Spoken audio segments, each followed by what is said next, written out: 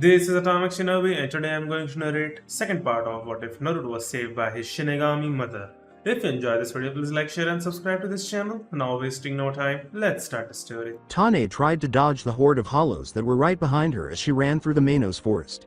She sighed and started humming to herself as she ducked beneath a tree and closed her eyes. After running towards the tree and scanning their surroundings, the hollows heard a twig snap behind them and turned to shoot in that direction. She landed on her feet after pulling herself out from under the tree. She was slender, with long white hair hanging at the back and a bluish complexion over most of her body. Her eyes were as golden as ordinary hollows, but the edges were tinted blue. She was about the same size as a human, which is uncommon for a hollow, making her rather small. Finally, I managed to get away from those guys, she sighed, looking around. Tane loved manipulating sound because it allowed her to hide anywhere she wanted and distracted her pursuers. She spent more than a decade going through this same routine every day. Well, look at what we have here. Tane snapped around as she heard the voice, and her eyes widened in fear. She had left for a new, safe area of the forest, hoping to find some peace and quiet where she might be able to enjoy her own music. A human-sized hollow with extraordinarily thick arms and long, silky black hair stood in front of her. The creature had a ragged sail running down its back, and its mask was reptilian. Tane took a step back and attempted to flee, but an unseen force caused the area in front of her to explode. "Did you honestly think you could escape me, a Vasto Lord?" The hollow laughed. "You are a really stupid person, but your abilities would make me extremely powerful. I can just imagine the possibilities." The Vasto Lord then moved forward and grabbed the young hollow. Tane wrapped her arms around herself, waiting for the end. "You disgust me, squelch." Tane opened her eyes slowly as she heard the piercing sound of flesh. She noticed the Vasto Lord, who was trying to eat her, standing there with his eyes wide with shock and a clawed arm sticking out of his chest and through his back. Gazing at the entity behind the Vasto Lord, Tane's eyes grew wide. The man had a pair of black feathered wings behind him, and his entire body was covered in stone-gray skin with red vine-like markings. All the light was being absorbed by a huge scythe on his back. His face was exposed by the hollow, revealing a mask with glowing red eyes, an open mouth, and slightly elongated canines. The guardian of Hueco Mundo? The Vasto Lord asked, his eyes widening in fear as he turned to face the person who had impaled him. Then, he fell limp in the hollow's arm and vanished in a smattering of spirit particles. As he moved his fingers, the hollow cracked them, and he looked at Tane. As the hollow started to approach her, Tane immediately started to scurry backwards. She started to run, but she crashed into a tree directly behind her. When she looked up, the hollow was simply staring at her before snorting, turning, and moving away. Tane watched as the hollow started to walk away, his black wings following him. She wasn't sure what made her do it, but she got up and started to follow the hollow. "Would you please stop following me?" the hollow asked, turning its head to see Tane trailing behind him. The hollow then continued to walk away, but Tane kept up with him. After more than an hour, the hollow finally turned entirely in Tane's direction. She quickly ducked behind a tree and stuck her head out, asking, "Why do you follow me? Clearly you can see this is the most dangerous part of this forest, and yet you still follow me. Why?" Tane emerged from behind the tree and gave a meek response while fumbling with her feet. With the hollow giving her a questioning look, Tane kept twitching her feet and said, "I wanted to say thank you for saving me back there." With a sigh, her savior approached her. Tane instantly searched for a way out, but then she felt a soft hand on her shoulder. When she looked up, she saw the hollow's piercing red eyes gazing gently at her. After saying, "It's not safe for you here, you may accompany me to my home, you will be safe there." The hollow turned around and started walking in the same direction. "Come," he said, stopping and turning back to Tane. Tane immediately started to follow him, believing she had no other choice. "My name is Tane. What is your name, mister?" Tane asked the hollow, who gave him a quick glance before turning back to the path. Makora. The two hollows strolled through the Manos forest, passing other hollows as though they were merely part of the landscape. Makora used his spiritual pressure to crush an Ajukas that tried to attack Tane, frightening away all the other hollows in the process. They proceeded in the direction of the Manos forest's darkest reaches, where a lengthy cavern ended in a tint of light. When Makora finally reached the end of the tunnel, Tane trailed behind him. She shielded her eyes as she adapted to the light after years of not seeing it. She took off the eye cover once she thought her eyes had adapted, and as she gazed at the stunning location in front of her, her eyes widened. When the arm of a dead hollow fell in front of Tane, she let out a thump sound. Makora was holding the remaining hollow when she looked up, staring at her expectantly and saying, "Go on, eat." He bit into the hollow's body and tore off the flesh as he ate it. Tane gazed anxiously at the limb and sighed, thinking, "Oh well, bottoms up." She bit into the arm and ate it, chewing slowly at first because she had never eaten a hollow before, then gobbling it down as fast as she could. "Looks like it was the first time she's consumed another hollow, probably not even a human soul," Makora said, shaking his head as he turned to face Tane. Makora stood up and approached Tane, who was licking her fingers to remove the last traces of taste, saying, "No wonder she acts so feral." "Tane, calm down, now," Makora said, grabbing her shoulder and applying a little spiritual pressure to break Tane out of her Ryatsu-induced intoxication. She was instantly alarmed when she noticed the blood on her fingers. Blood," she exclaimed as she rushed to the cavern's pond to try to wash the blood away. Makora forced her to face him by grabbing her shoulder. As he walked back to the hollow corpse, Makora released Tane. "Until I believe you are ready to do so, I will hunt and gather food for you, but," he said, tearing off an arm and throwing it to Tane. "When that time comes, I expect you to fight, am I clear?" Makora said, "I know you may not like it, but you need to consume souls and hollows to survive and grow stronger. If you don't, you will eventually become prey to the other hollows in the forest." After glancing at Makora, Tane turned her attention to the arm that was in front of her. She bit into the hollow arm as Makora sat down, ripping off the hollow's head, and swallowed the lump in her throat before grabbing the severed arm and turning to face Makora. "Yes, Makora-sama. Good, fast." Forward to 5 years later.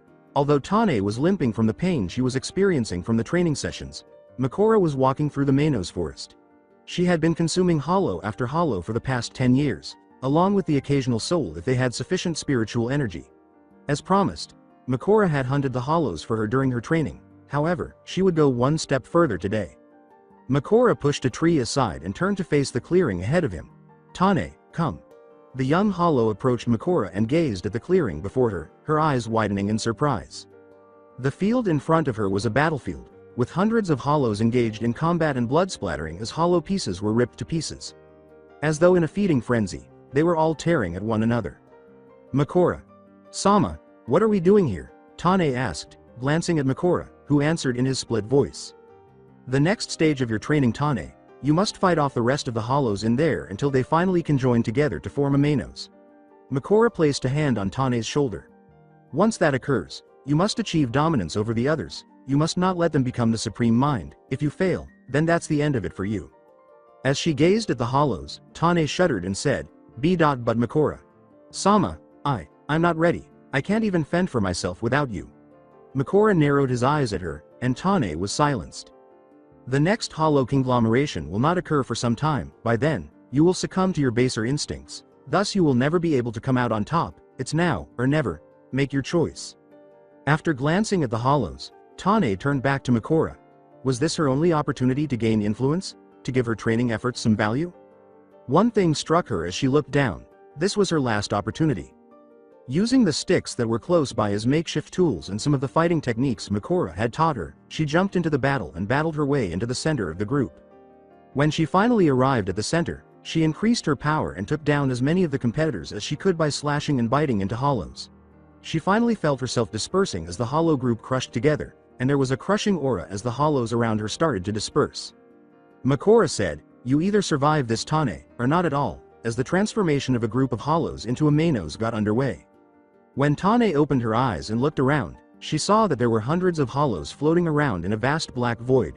She felt drawn to a bright light above her as she looked around.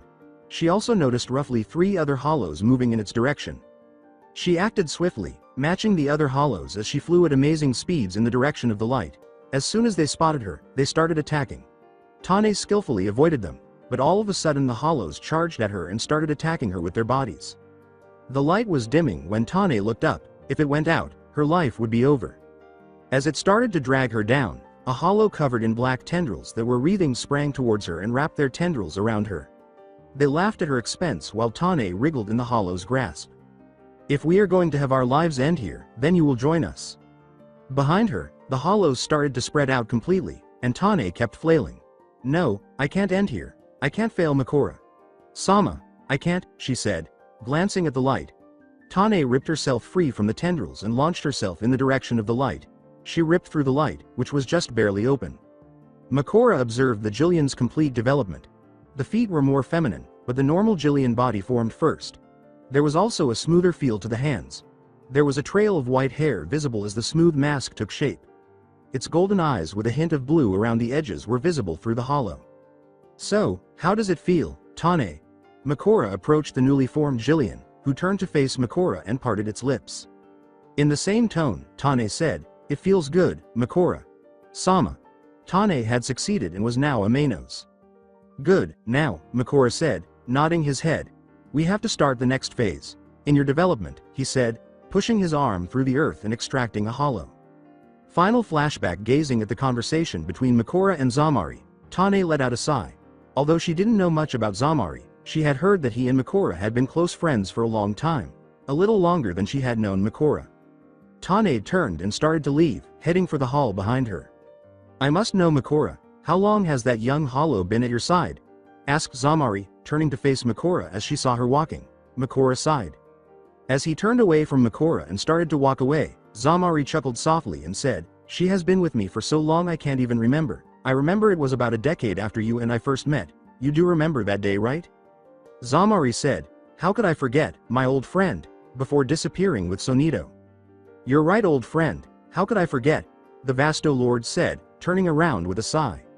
Alongside Tane strolled through Las Noches corridors, taking in the architecture of the palace. The palace appeared to be a little too big to be adequately defended, despite being well constructed and heavily fortified. No city she had ever seen in her life could compare to the size of the palace. She proceeded down the hallway to the training room, where the sound of swords slamming into one another could be clearly heard.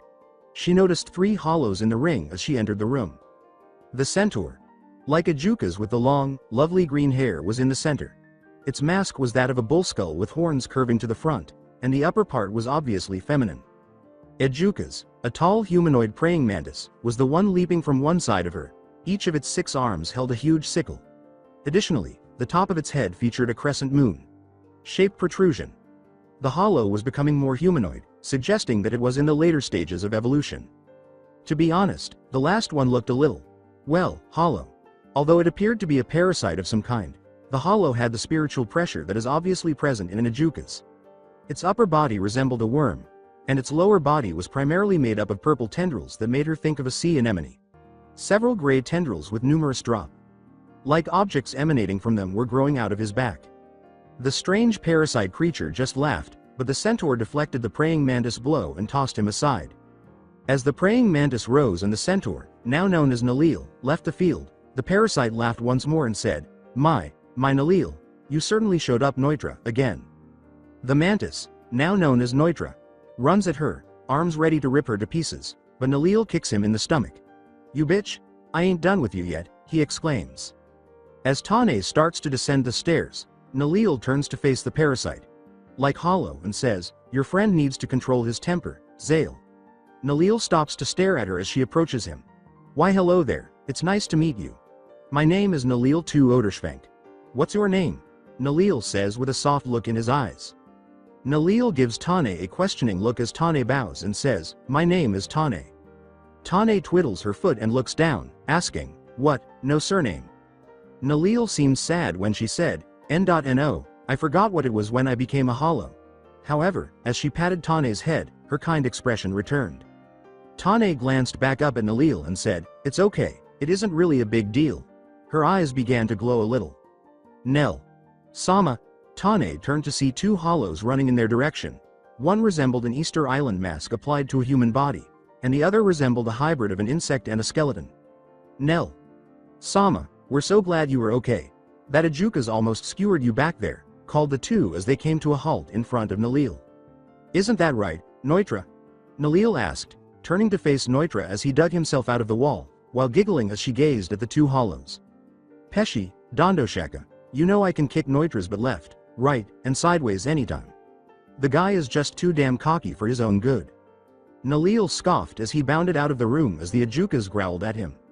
After giving Nalil a quick glance, Zale said, "Well, it was entertaining to watch the 2 of you spar again, but I really need to return to my research." He then started to creep away, leaving a trail of slime in his wake.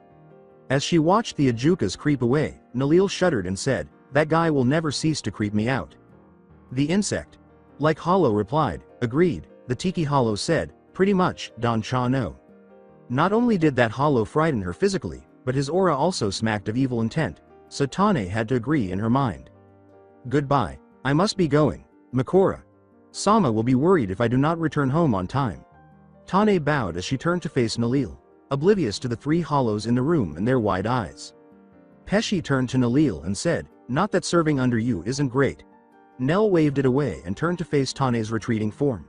Wow, Pesci said, that little lady serves under, he guardian of Hueco Mundo, man. She is one lucky girl. Yeah, she has got to be really powerful, Don Cha no. While the two hollows were talking, Nalil couldn't help but stare after Tane, wondering how strong the young hollow was. Alongside Gihan started to wander aimlessly around the fortress when he leapt from the ceiling and landed on the corridors. He started to reflect on the times before he met Makora, when he was just a vagrant, as he looked around.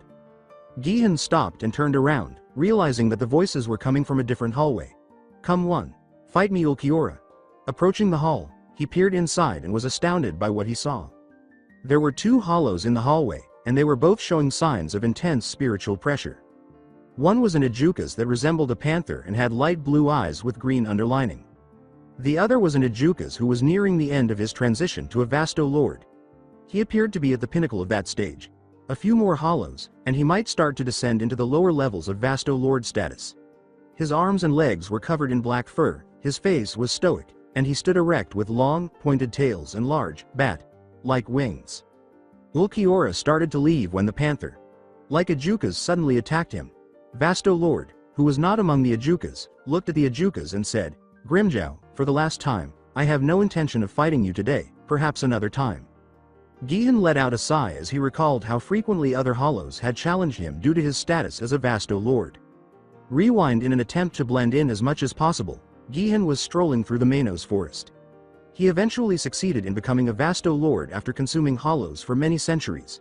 He felt strong, almost unstoppable, and it was really annoying. Every hollow that existed has challenged him since he became a Vasto Lord, including Gillian's who established a dominant personality, Ajukas, low-ranking ones who hadn't even attained the status of Manos, and even one Vasto Lord. He was really annoyed by it. As Gihan turned right, the arachnid Vasto Lord sighed and said, Hey you. He turned around to see three Ajukas releasing spiritual pressure and preparing to strike. They were low-ranking Ajukas, according to their spiritual pressure, but they were marginally stronger than a Gillian. With an aged tone, Gihan questioned, What do you three want? We want to challenge you. If we defeat you, we will be feared and awed by the other unworthy hollows, exploded the group's leader. Nice, another bunch of upstarts trying to prove themselves, Gihan sighed, slapping his forehead. Gihan was attacked by the three Ajukas, but he just backhanded them and sent them flying into trees as he left. Final flashbacks. Such incidents occurred frequently. Every hollow he encountered either challenged him to a fight or cowered in fear of his strength. For those who feared him, it was very difficult to find a comrade in the vast stretches of Hueco Mundo. For those who opposed him, it left him feeling constantly tense. But there was one instance in which neither of those things occurred, when he first met his lord, Makora, the guardian of Hueco Mundo. Rewind. Gihan wandered through Hueco Mundo's forests in search of a hiding spot. Since he was a Vasto Lord, he was strong enough to crush any Ajukas, Gillian, or lower hollow without a second glance, so it wasn't because he was afraid, rather, he just wanted some quiet for once in his centuries of existence. He passed a big tree, and the sight before him made his eyes widen. There was a huge field with a smaller figure standing next to a Gillian who was obviously different from the others. Gihan examined the figure more closely and saw that it had two dark, feathered wings that followed behind it. He had elongated canines and an open mouth with a hollow mask. His skin was stone gray. It appeared to absorb all the light that struck the black scythe he carried on his back. He leaned closer to get a better view, but as he fell over the hill, he discovered that the ground beneath him was collapsing. Part of his mask broke off as he fell to the ground. The man-sized hollow above him was the last thing he saw before darkness took him. When Gihan opened his eyes hours later, he was lying in the middle of the forest. When he turned to look, he saw the hollow from earlier sitting in front of a small fire that was burning. Gihan shuddered at the sound of his voice, which was a mixture of a gentle echo and a murderer's whisper. The hollow turned to face him, revealing a pair of glowing red eyes. I see you're awake, he said. What happened? Gihan pushed himself to stand, and the hollow moved to a seat across from him. He gestured to a spot on Gihan's head and said, "You fell down a hill headfirst and cracked your mask." Gillian discovered that he was actually missing a piece of his mask when he reached up to where the hollow indicated. Looking up at the hollow, he sighed and said, "So, I guess I ain't getting any stronger." He asked himself, why did this hollow help me? He could have eaten him while he was sleeping, surely. Gillian squinted as he gazed at the hollow. The hollow would only have allowed him to survive while he was so exposed if he had wanted a fight. He wasn't looking for an easy meal, he wanted a challenge. Gillian leapt to his feet and assumed a fighting stance, charging up a Sero with both hands and at the tips of his spider-like limbs. "What are you doing?" asked the hollow, glancing at Gillian. As his Seros began to ignite, Gillian snorted and said, "You want to fight me, right? Well, come on, fight me so I can leave already." "Now why would I want to fight you?" The hollow sighed as he got to his feet. "What do you mean? Why else would you help me? The only ones who ever helped me want to fight out of it," Gillian said, glancing at the hollow. "Then they are all fools," he said, reaching into the fire and pulling out a singed hollow limb. "Want some?" The hollow laughed as he sat down. Gillian gazed into the crimson orbs of the hollows as he slowly allowed the Seros to fade. The hollow was telling the truth. He kept his Ryatsu ready in case he needed to charge one up, but he allowed his Seros to completely drain. "Why?" he asked, taking the hollow limb and examining it. As he bit into a hollow's leg, the hollow gave him a look and asked, "Why what?" "I mean, why did you help me? Surely you could have had an easy meal." Gillian sighed as he bit into his food as well. The hollow shrugged his shoulders and said, "I don't know, but I felt compelled to assist you after seeing you hurt while I was training my pupil." As if the word itself were a trigger, Gillian jerked an eye and said, "Pupil?" The ground rumbled as a Gillian emerged from behind the tree. The hollow had graceful, smooth limbs and a soft, smooth mask. Although the hollow's eyes were the typical gold color, there was a hint of blue around them. Glancing at the hollow, the Gillian said, "Makora. Sama, I found some more food." She flicked her wrist and threw a large hollow in front of the fire, which was obviously dead based on the mangled body. The guardian of Hueco Mundo, Gillian snapped his head in the direction of the hollow, which is now known as Makora. His eyes widened, though, because he had lived for centuries and had only heard the name Makora in reference to one person. "Yes, my fellow hollows know me by that name," Makora said, nodding his head. The three sat and chatted while they ate, and then, after what felt like hours, Gillian got up and started to leave. Tane asked, "Gillian-san, where are you going?" as she glanced at Gillian. "I prefer to be alone," the Vasto Lord said, turning back to face Gillian. With a sigh, Makora reclined and gazed up at the sky, saying, "That's how I used to be, until I met Tane, of course." Gillian turned to face the legendary Vasto Lord, saying, "But when Tane came into my life, I began to look at it a bit more than just battle after battle. I found something to enjoy. You know, since we never age, and thus are doomed to walk the white sands of Hueco Mundo for eternity, or until we are done in, there is only one thing that has the possibility to remain with us." Gillian said, "And just what is that thing, might I ask?" as he turned fully to face Makora.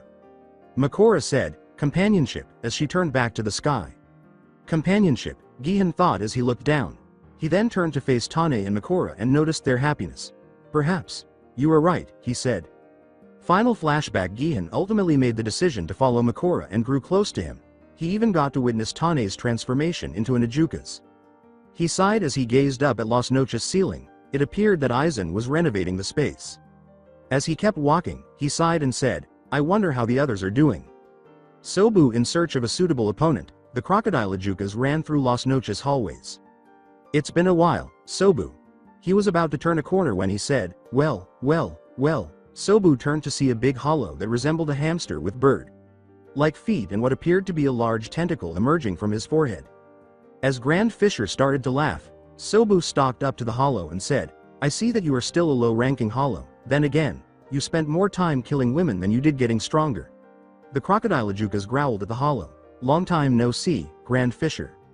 This coming from you of all hollows, Sobu, you, who at one time was such a brute that it made Kenpachi Zaraki look like a pacifist."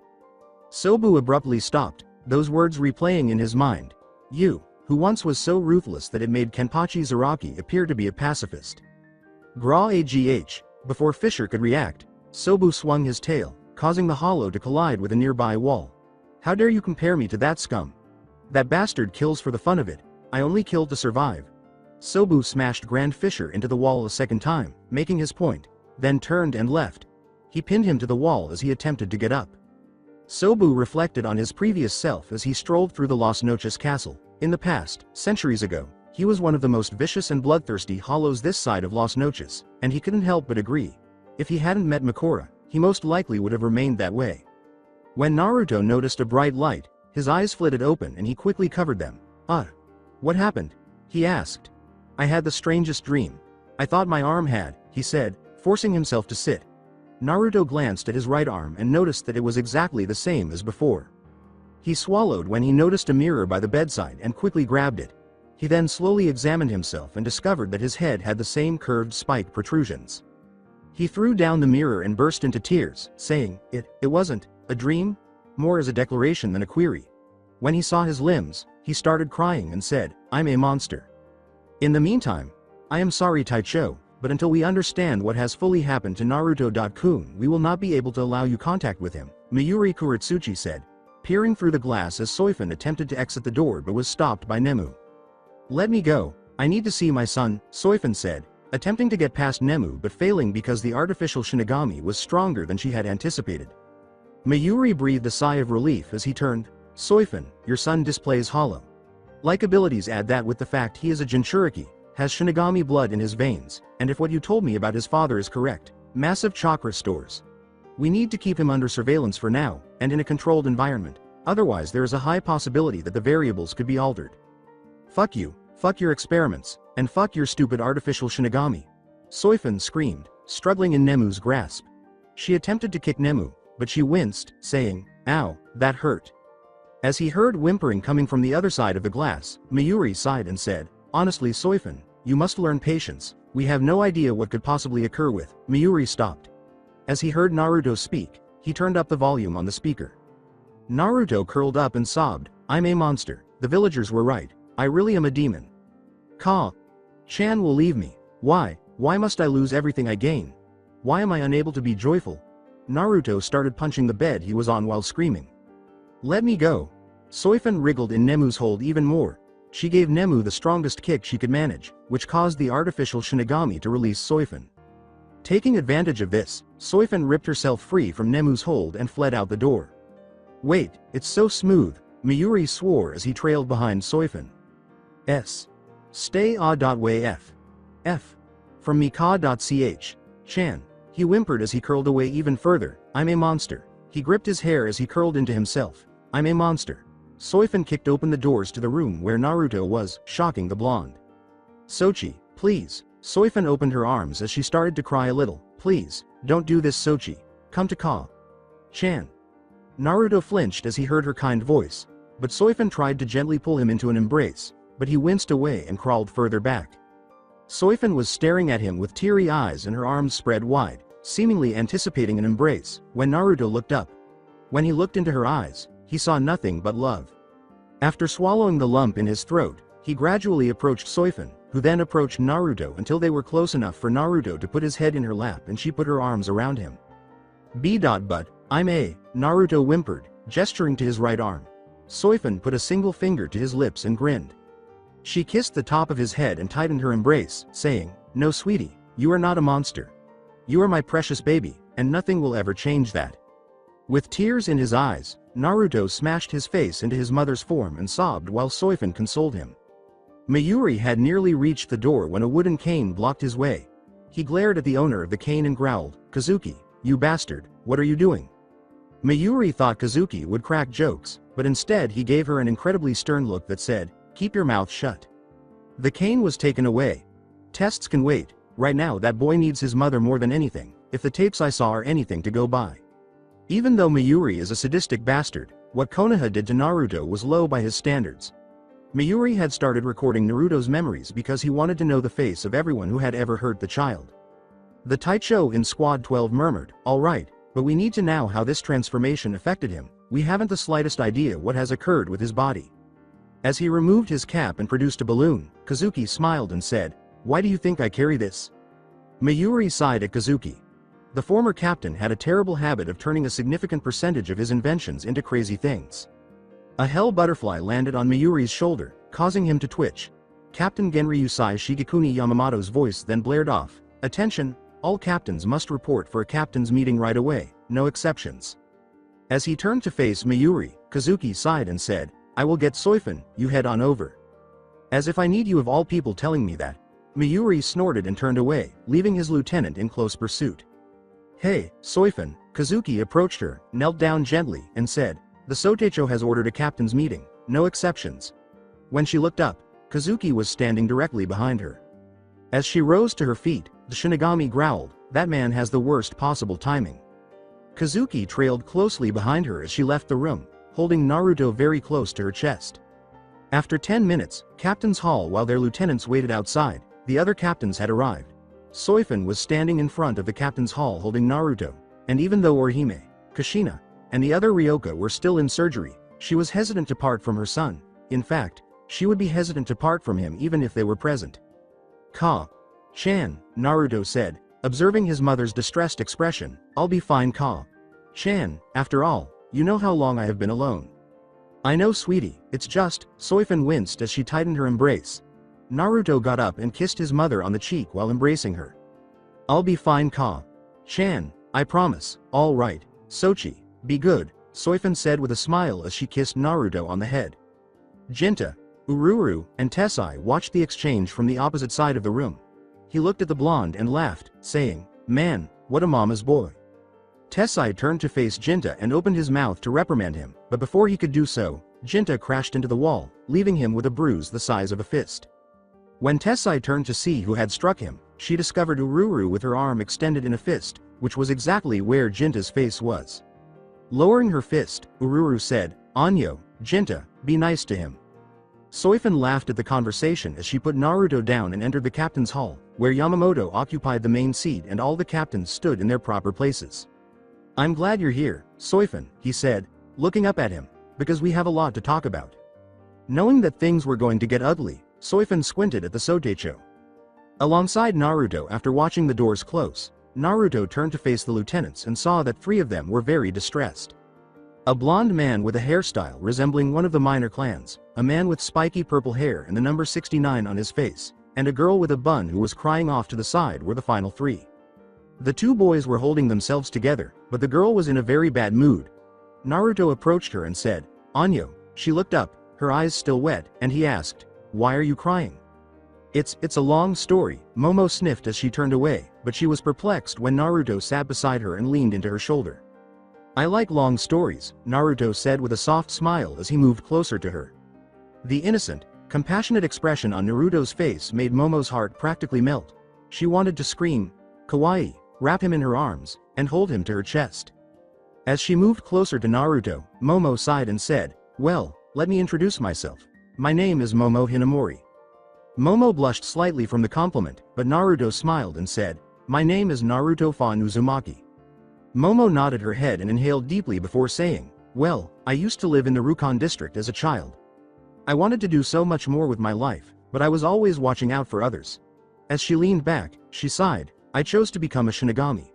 I trained non-stop, trying to learn everything I could. I was proficient in Kido, and I also had some decent sword skills, but I simply lacked the drive to advance. Then, how did you get to where you are now? Naruto asked, glancing at Momo. A tear ran down Momo's cheek as she grinned and gazed up at the ceiling. One day, one of the captains in the Godei 13 came to the academy to test the last year students to see if any of them can join one of Godei 13's squads. It felt like I was looking at a higher being when I looked at him.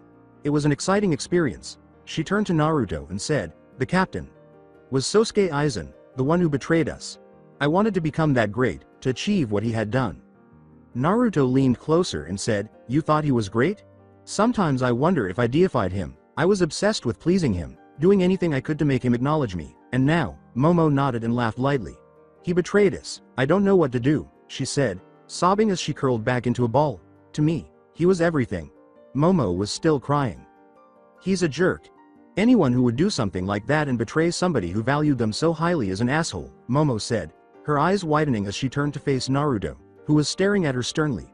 When he looked at Momo, he said, you are better than he ever will be. You are faithful, he is a traitor.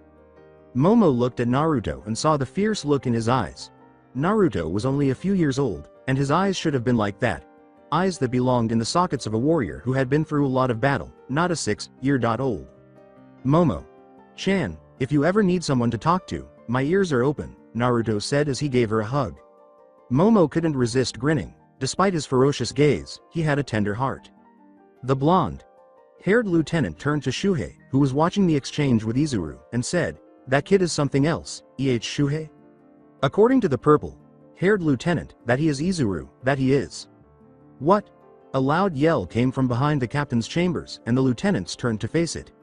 At the same time, in the captain's chambers, knowing that things were going to get ugly, Soifan narrowed her eyes at the Sotecho and moved to her usual spot in the room to stand in front of him. "Very well," Yamamoto said, nodding his head. "The first order of business is the betrayal of not one, but 3 Hide 13 Taichos, all of whom possess knowledge and secrets about the Soul Society that would be harmful to us if they were able to organize the Hollows. Therefore, we must drastically increase our security measures, change our codes, and get ready for the impending assault."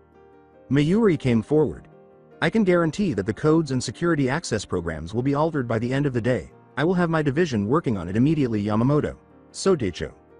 Kenpachi took action. "Squad 11 will be at full battle-ready alert from morning until night, and we will increase our training regiments by a huge amount so our officers and subordinates can better fight stronger opponents."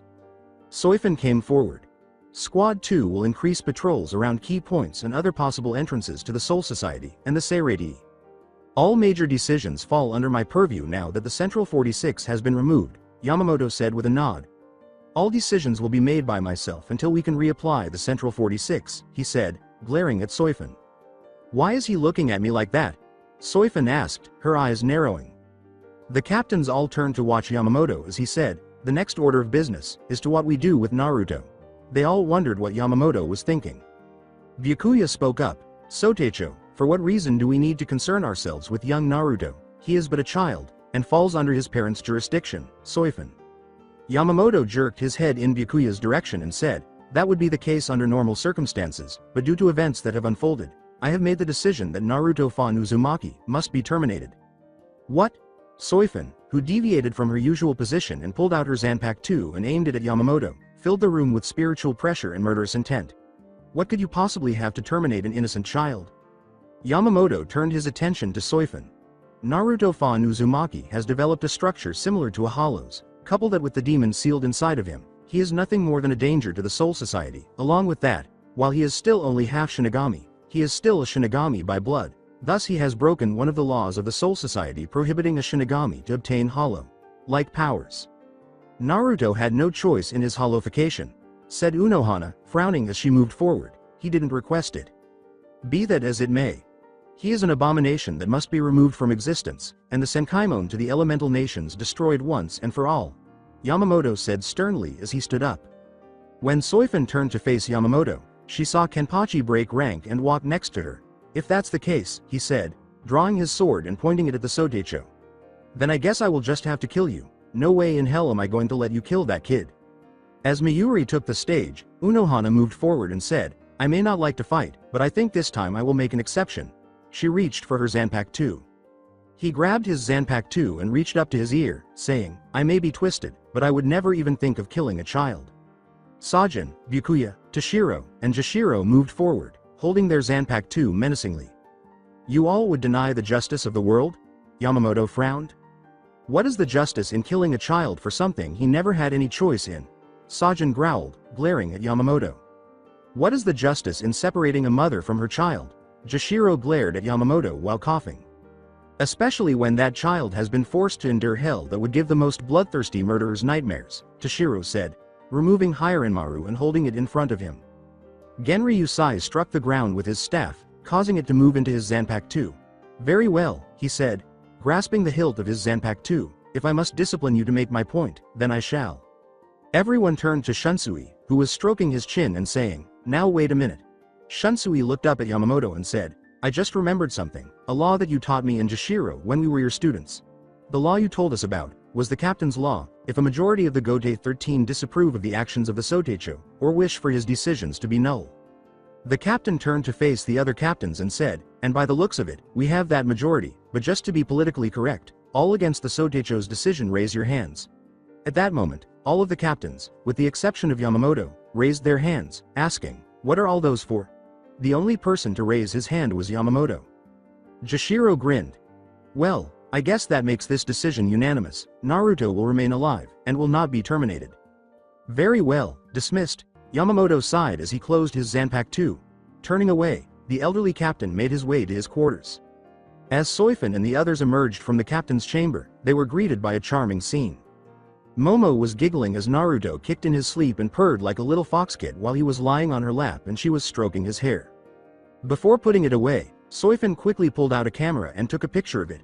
Time for a bit of fun, she said with a mischievous smile on her face. When Hinamori continued to pet Naruto, the blonde rolled onto his back and snuggled closer to Momo.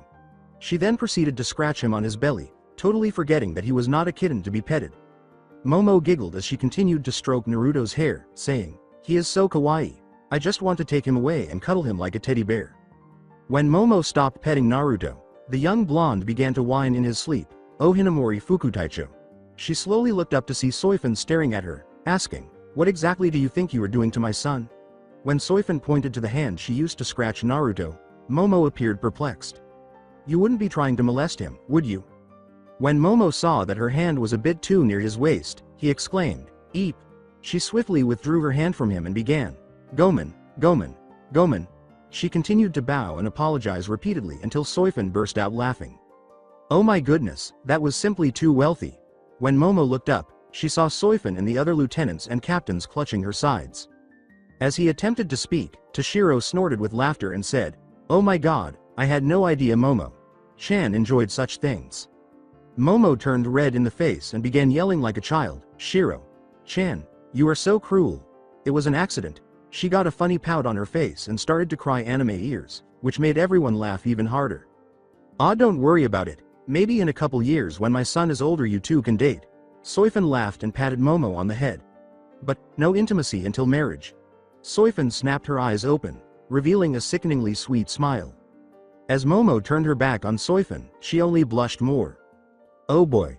Just like his father," said the captain of the 2nd Division as she leaned over to pick up Naruto, who was still soundly asleep, and carried him to her apartment. Squad 12 that evening. Nemu was on a table, naked, with some visible scarring from the battle with Aizen that needed to be repaired, while Miyuri Kuratsuchi was in his lab. As he approached Nemu, he produced a set of instruments that appeared to be extremely painful. He then produced multiple sets of syringes and said, "Now, we will start with sealing up those wounds." Miyuri produced a strange-looking apparatus that contained multiple sets of needles with black thread on it. His thoughts abruptly shifted to some of the things that had been done to Naruto just as he was ready to begin the procedure. Rewind. A doctor examined Naruto's wounds while he was in his hospital bed, completely naked and bound by restraints. "It seems that the demon isn't healing him at the moment." "Oh well," the doctor said, picking up a set of sewing needles and shoving the cold needles into the blonde's flesh while sitting next to him. "Ugh." As he attempted to wriggle, Naruto yelled in agony, but the doctor backhanded him. "Demon, stop talking and be happy that I am curing your wounds, you dirty monster." He persisted in forcing the needles into his delicate skin until one of the open wounds was closed. "One down, 10 to go," the doctor said with a smile as he took out more thread. Final flashback. After putting the device down slowly, Miyuri went to a nearby medicine cabinet, where he found a clean syringe and a vial of tranquilizer. He pushed the syringe into the fluid and carefully extracted the desired amount, and then he walked back to Nemu, who was observing him with interest. "What are you doing, Miyuri? Sama?" As he inserted the needle into her main artery, Miyuri glanced at Nemu. He put the fluid into her bloodstream and said, "Just relax, Nemu." He then watched as she dozed off. With a satisfied sigh, he picked up the gadget he had set down earlier and started dressing her wounds. 11 squads sitting in his room. Kenpachi stared at his blade. Why did it feel so close? Why did it feel different now? He chose to ignore it and was about to fall asleep when he heard light whimpering. Curious, he got up and followed the sound to Yachiru's room, where he opened the door and saw the young Fukutaicho tossing in her sleep and whimpering as a few tears fell from her face. He would usually wake her up and tell her to shut up, but the way she whimpered and tossed made him think of one of Naruto's memories. Rewind. The matrons told Naruto that he should die in a ditch like the trash he is and that he does not deserve to be among such noble and kind people. Naruto sat in the corner of his room in the orphanage, where a number of people would be coming to adopt one of the children today.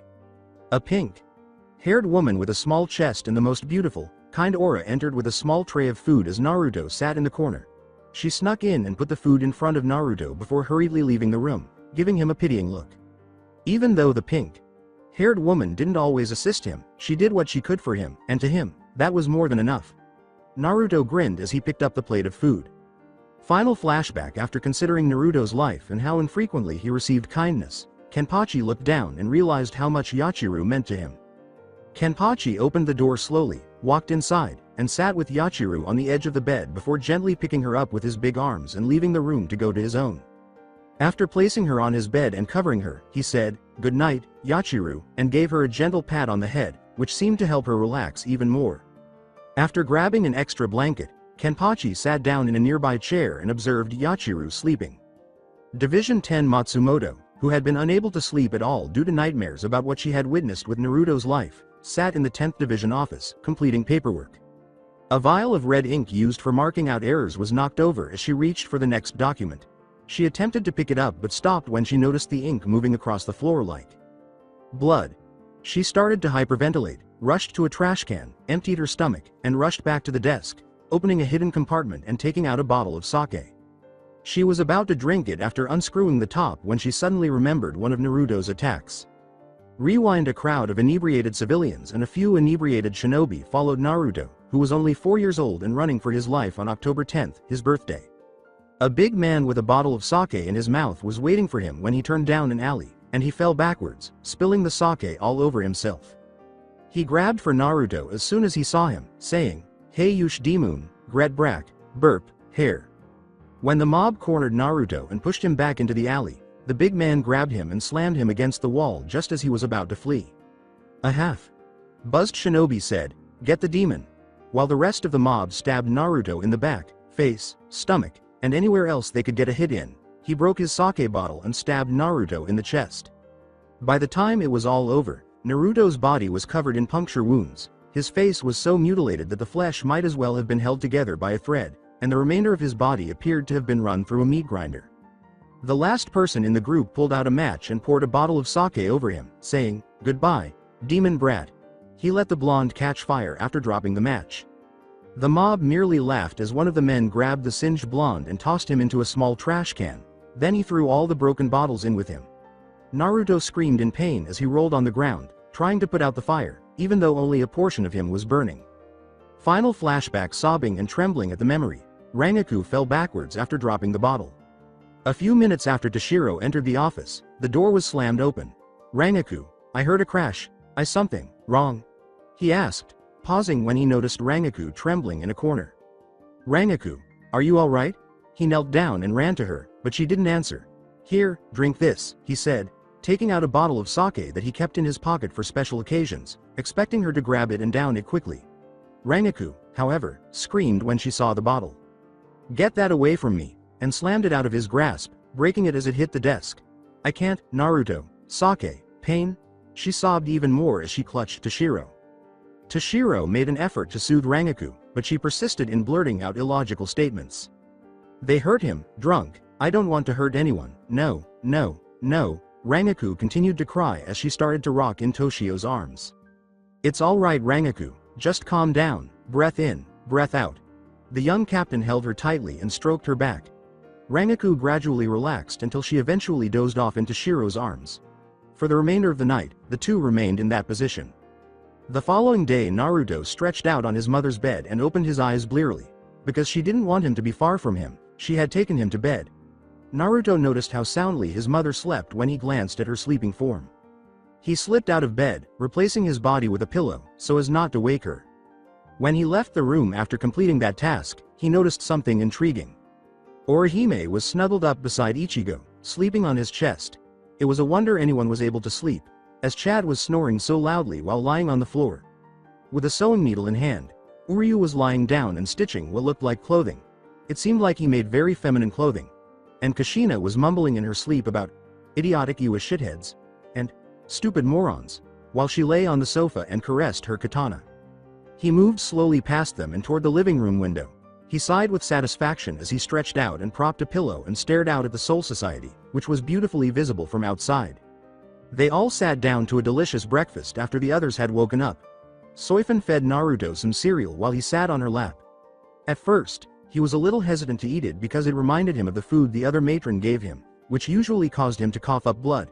However, after some reassurance from Soifun, he was eating it with joy. "So Orihime, what exactly did you do for the kid?" Ichigo asked, turning to face Orihime. Orihime looked at Naruto with a grin. "When I first met him, he was so injured, brutalized, that he would not have lasted the night. I couldn't stand to see someone like him die so young, or to see his mother cry. So I used my powers and saved his life." "How could people be so cruel to do such things to a child?" Chad asked, glancing at Naruto. Uryu adjusted his spectacles. "The human psyche will try to find ways to handle situations of depression or distress. Sometimes this will result in a person becoming increasingly violent towards others. The things they fear will become objects of hate, and this would be the result." "Are you saying what happened to the kid was justified?" Ichigo asked Uryu, narrowing his eyes. Uryu glanced at Ichigo. "Far from it, I am merely stating to Chad a complex fact of the human psyche. That does not mean I justify what happened to the kid in any way, shape or form. In fact, I abhor the fact that one so young was placed in such an environment." The blonde pouted as Soifun took Naruto from her lap and said, "Well, I have to head to work. We will be deciding the fate of my son's most adamant abusers today. Even though we have lost 3 of our captains, they are assured to get the ultimate punishment for what they did to my baby."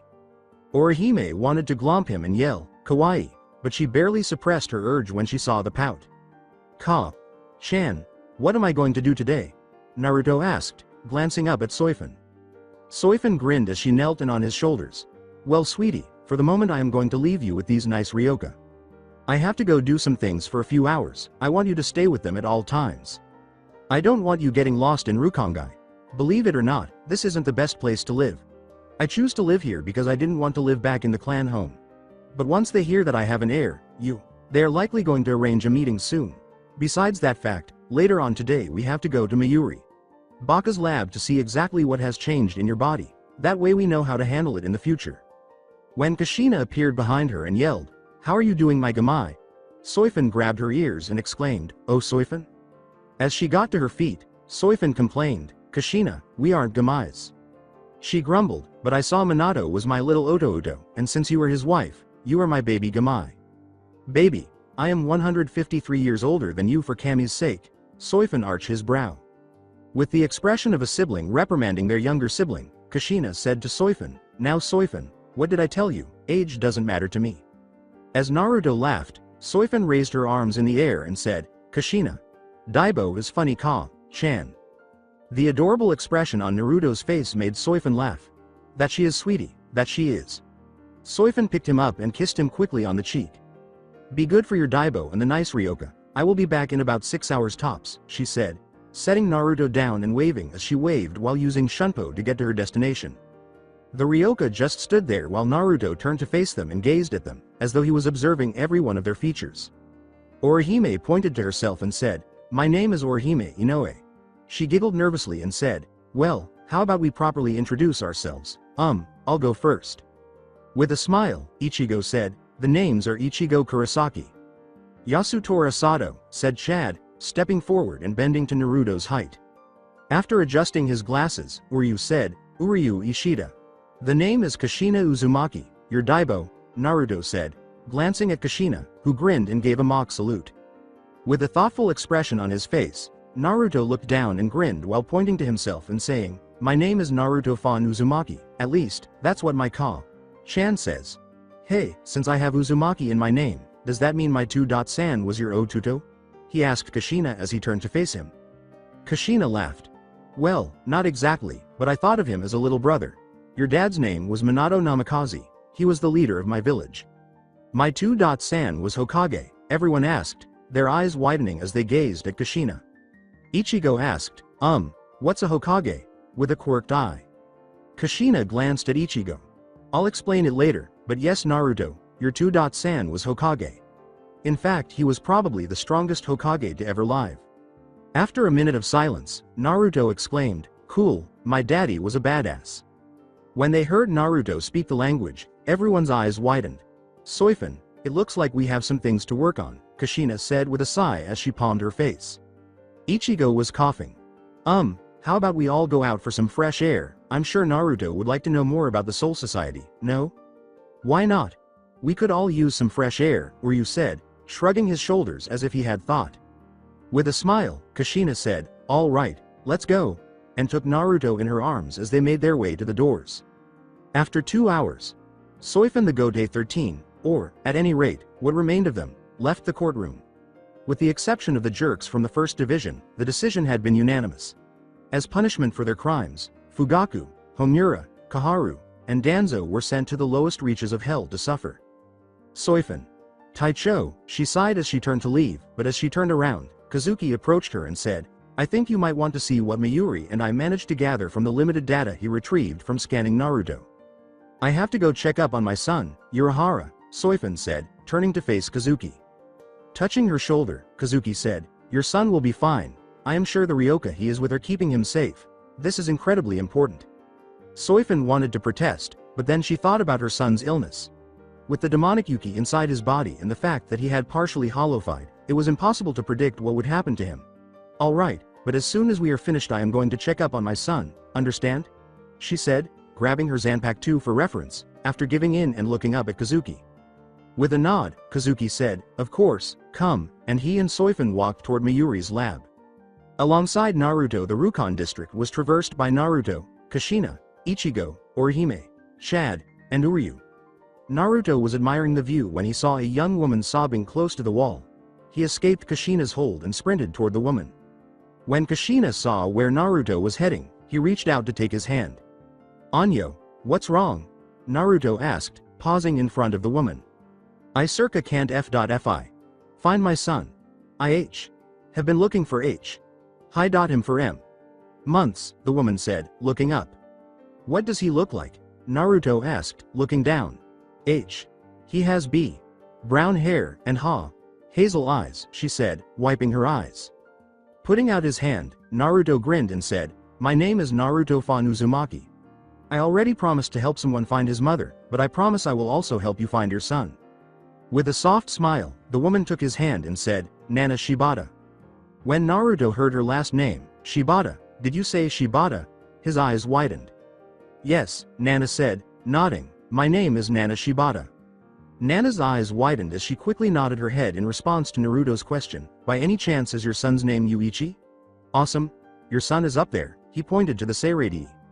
M.my ba. Baby is up, there, Nana said, her eyes widening as she glanced at Naruto and then at the Seirei. Nodded.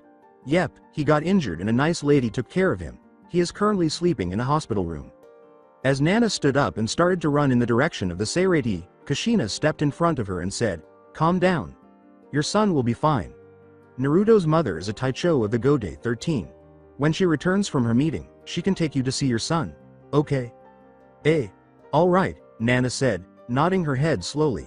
Just as Naruto was about to turn around, his stomach complained, making him blush in shame. Don't worry, Yuichi will be okay.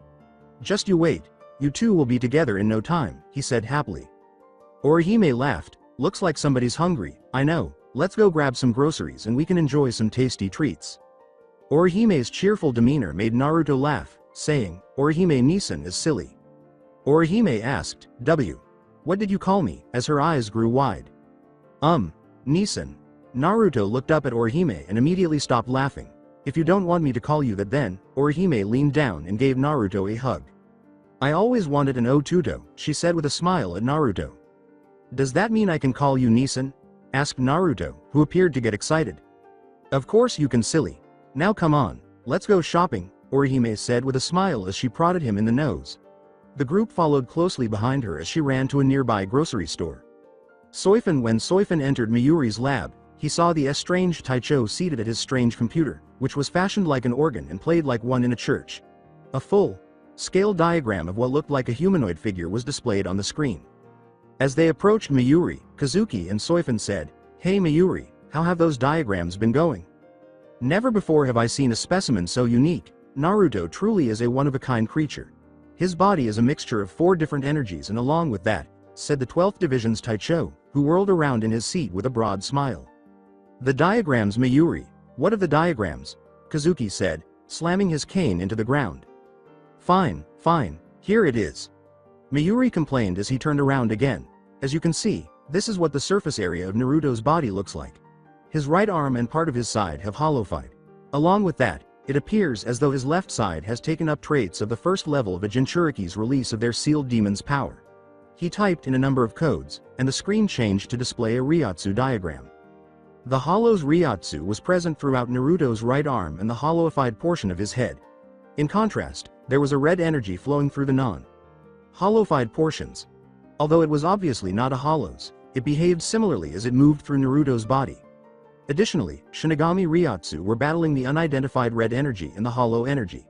Beneath all of that, Soifun recognized a network of chakras, but it appeared that something else was happening. When Mayuri noticed that Soifun was examining the diagram more closely, he recognized what she was seeing. "Ah, so you do see it, I'll bet you were wondering what it is," she said. "Yes, do you know what it is?" asked Soifun, turning to face Mayuri. Mayuri entered a few more codes, causing it to concentrate on the area Soifun was looking at. Upon closer inspection, they found that it was a pathway. In order to properly circulate, the hollow energy was already creating a new Ryotsu network. When they looked again, they discovered that the other energy, which they thought was Kyuubi's Yuki, was also creating a network to allow it to flow correctly. They discovered that the tiny connectors between the different energy sources were what caused the Shinigami Ryotsu to start coiling as well. Mayuri raised his chin and said, Intriguing. It seems as though the various energies have made specialized connectors, but there are more connectors to one energy than there are to others in some cases. I wonder why." "Crap, I have to go," Soifun exclaimed as she hurried to the exit, Kazuki and Mayuri watching, after realizing that it had been 4 hours since she had left Naruto with the others. Mayuri scowled at Kazuki as he laughed, she is much faster than she used to be. As Kazuki left the lab, he started entering codes. Of course she's faster, she has the right motivation. Sigh, I better go and get the Ryotsu scanners up and running. There is still the matter of what exactly has changed in young Naruto. Naruto left the store with multiple bags filled with different ingredients. Along with a few cookbooks, they had purchased a wide range of foods. Let's see. 1 ounce of sugar, 2 pints of mousse, and a teaspoon of caramel. Seems simple enough, Orihime said as she perused the cookbook.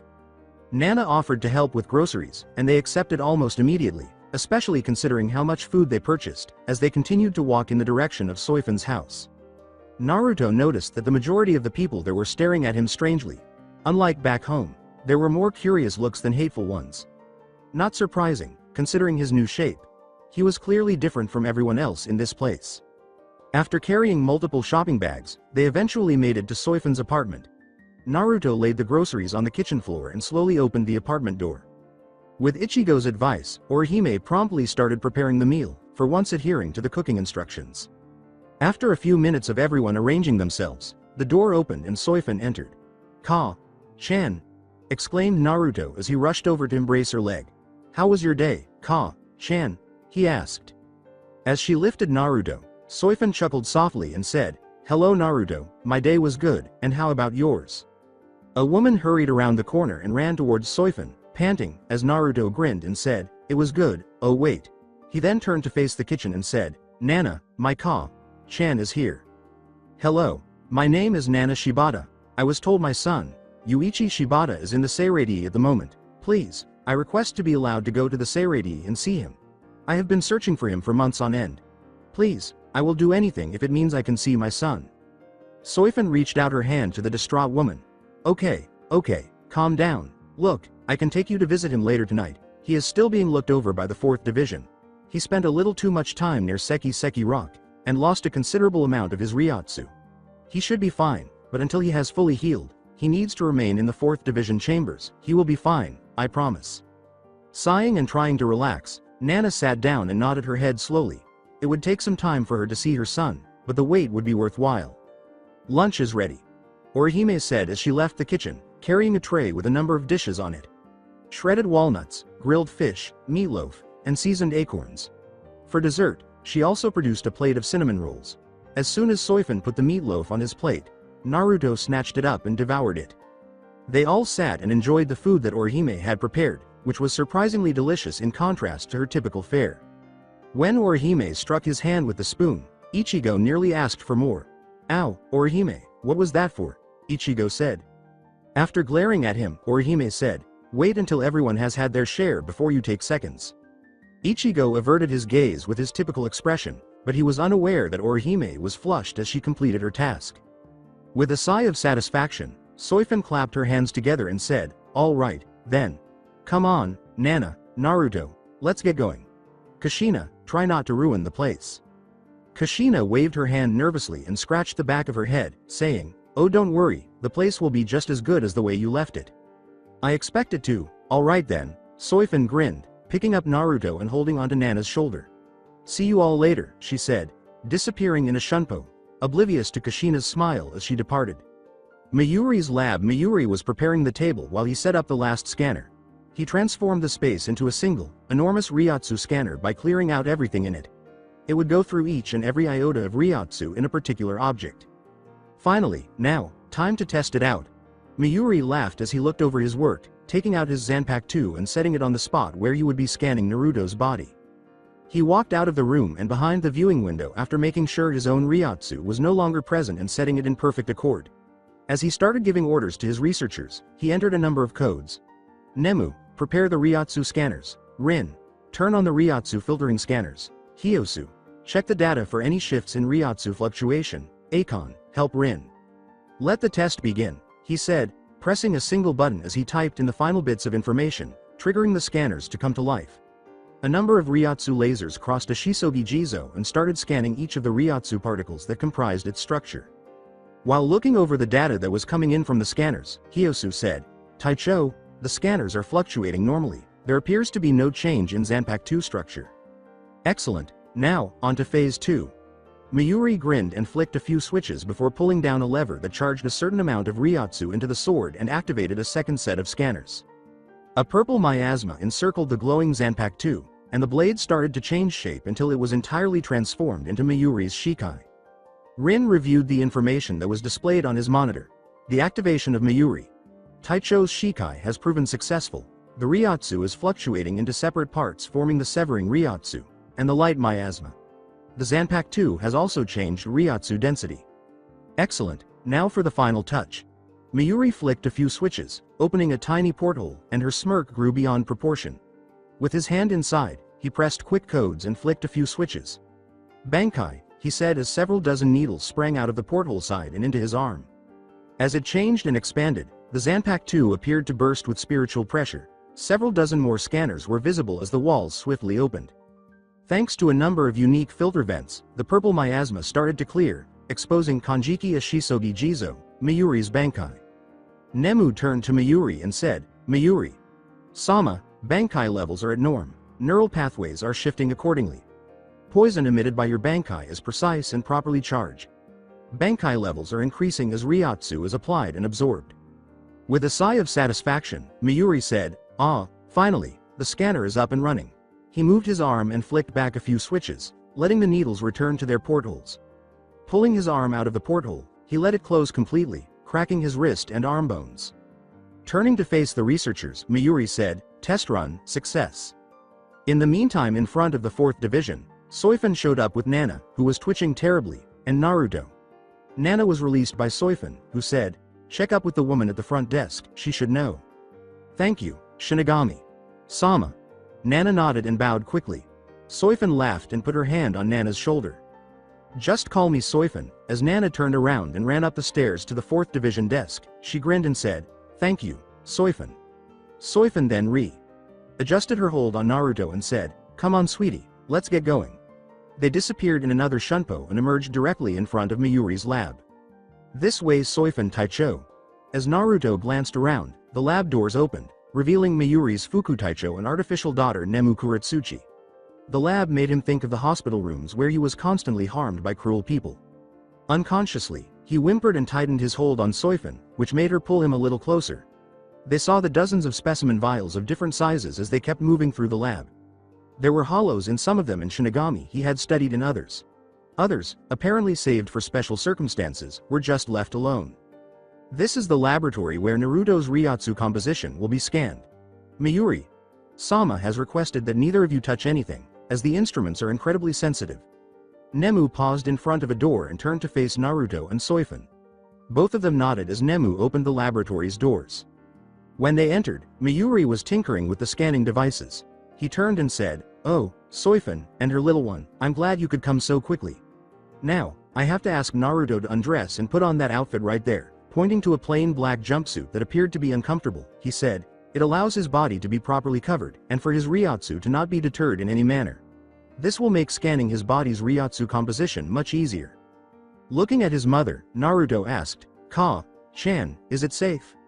Well, I know Miyuri may not seem like the greatest guy, but when it comes down to things like these, he makes sure everything goes accordingly, so I am sure it is safe.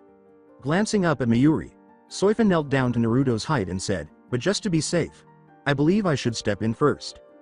As Soifun abruptly pointed her Zanpakuto at his face, Miyuri closed his mouth and said, Taicho, I assure you that Naruto will be fine, in addition to the fact that all the instruments have been set to his basic structure and what I managed to gather from the first scan.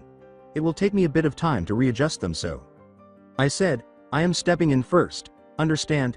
After swallowing the lump that formed in his throat, Miyuri hurriedly changed the settings to make them more suitable for Soifun. Of course Taicho. 1 second. Please step into the scan room so we can assure you that it is safe, but first, he said, turning to face Soifun after 5 minutes. He then handed her a larger version of the black jumpsuit and said, I must request that you put this on. As Soifun put it on, she complained to herself. When she was done, the suit was the ideal way to highlight her figure. It flaunted every muscle and curve. Naruto glared and growled at the researcher as Akon found himself staring at her figure. Soifun lay on the table after entering the scanner.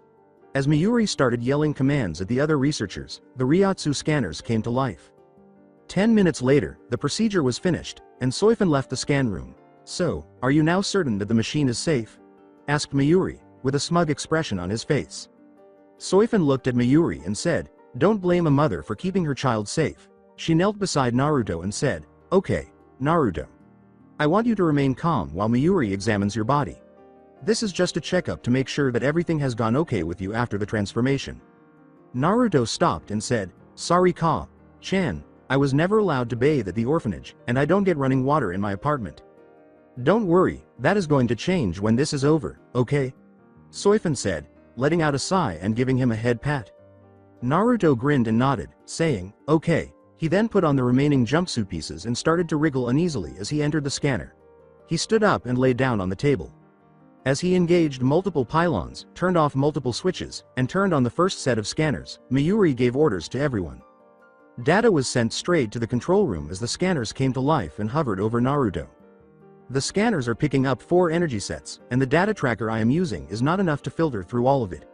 Should I activate the others? Hyosu said, turning to face Miyuri. Do you need to ask? Miyuri asked, turning to face Hyosu. Make a dot. While making sure the scanners picked up everything, Hyosu swiftly turned on 4 more data trackers and had the distinct energy data separate into each viewer. As they observed Naruto's natural reserves fluctuating at random and irregular intervals, Rin and Akon said, Taicho, his Ryotsu is uneven and has no direct pattern, it is fluctuating between minor levels and those equaling a seated officer. Switch on the suppressor and data tracking units, Miyuri said, flicking a few switches. In order to prevent the scanners from shutting down due to overload, make sure his Ryotsu doesn't get out of control. Akon hurried to the activation panels and followed instructions. Nemu turned to face Miyuri and said, Miyuri. Sama, the last steps are almost finished. It will take a few minutes for the data to be gathered and uploaded to the central database. All right, Miyuri growled, just make sure we don't lose any of it. He entered a few more codes and started turning off scanners and turning on other devices. 5 minutes later, Miyuri sat back in his chair and sighed, saying, all right, Soifun, you can take your son now. We will get in touch with you later to provide you with the information we have collected. After grabbing Naruto's clothes and rushing into the scanning room, Soifun nodded and said, thank you Miyuri. Taicho. They then left the building and made their way to one of the nearby onsens. As a door in the lab opened, Nemu flipped a few switches and said, Miyuri. Sama, the data has been compiled towards the central database. Good, Miyuri said as he got up and went to the door. Now we just have to see what is going on with Naruto's body. The room had the biggest screen they had ever seen, with multiple chairs and key sets, and several organic-looking tubes that appeared to charge energy into it. It was probably big enough to accommodate several researchers. Before starting to type, Miyuri sat down and cracked his fingers. Now, where is that data? After searching for a while, he finally found it and said, here it is. He entered codes to access the file and see what was inside. Every last detail was displayed as the data filled the screen and started to scroll down the thousands and thousands of data streams, but it wasn't stopping at all. So much data, Mayuri said, turning his head to face the researchers behind him, his eyes practically fixed on the screen as he watched the data streams. A huge smile crossed his face as a crazy expression appeared in his eyes. Taicho, why are you looking at us like that? Akon asked, observing the expression on Mayuri's face. Rin, Akon, Hyosu, and Nemu were flung from the research building's closest window and struck the ground, leaving behind a thick dust cloud. I don't want anybody bothering me until I open the front gates, Mayuri said, sticking his head out the window. He then slammed the window shut. As if his words were an order, a big metal plate closed the windows on each floor, and Ryatsu enforced armor closed the doors. Akon was crushed beneath Hyosu, Rin, and Nemu when the cloud cleared, and, so, that's why he was looking at us like that. Ow, was the statement that emerged.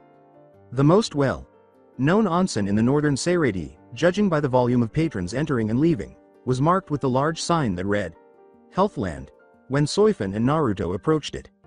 Looking down at Naruto, Soifun said, okay, let's enjoy the hot springs after we clean you up. Okay Chan, Naruto said, looking up at Soifun. They approached the front desk, but they halted when they saw what was happening. Toshiro Hitsugaya and Rangaku Matsumoto stood before them, Toshiro twitching as they gazed at the onsen in front of them, Rangaku holding a big stack of papers. Turning to face Soifun, Naruto said, Chan, who are they? Those are Rangaku Matsumoto and Toshiro Hitsugaya, Soifun said, turning to face Naruto. What are they doing here, I wonder? As Rangaku complained, why are we finishing our paperwork at Healthland? They both turned to face Toshiro. Rangaku smiled as he turned to face Toshiro. Isn't it alright? Let's work in the lounge while sipping tea after taking a bath. That will yield the best outcomes. She proceeded with the paperwork, Toshiro trailing behind. As the receptionist spoke, Naruto approached with his mother at his side and leaned closer to listen. I'm sorry, but children must stay with their guardians. With haste, Rangaku said, then let's bathe together.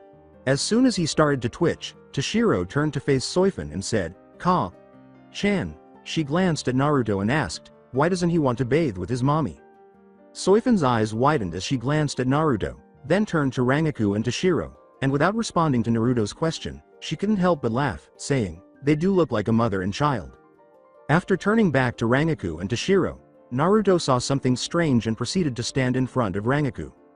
When Rangaku saw Naruto, he grinned and said, hello, Naruto-kun. Are you with your mother here? Unaware of her presence, Naruto lifted his hand, extended his finger, and prodded her boob.